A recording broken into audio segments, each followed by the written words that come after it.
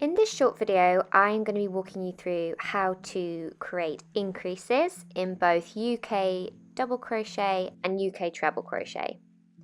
In this first example, I've done one row in trebles, and I'm going to chain 3 and create one treble in the first stitch to bring me up to the right level. Now, working an increase is really simple in this stitch. We are going to create one treble as normal.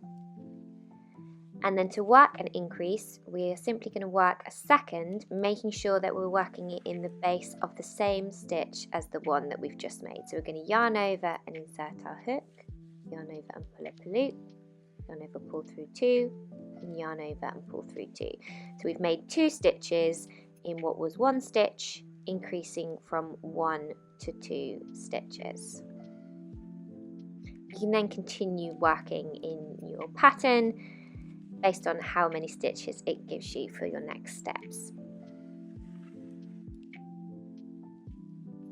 To increase in UK double crochet or US single crochet, we are going to work in a very similar way.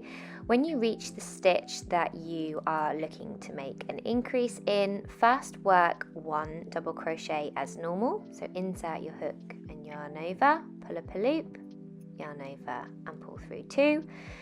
And then work another double crochet stitch, but make sure you're working it into the base of the same stitch as your previous stitch.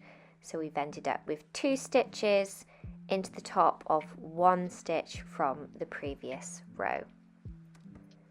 If you're working in the round and you want to make a double crochet increase, we're going to work in much the same way.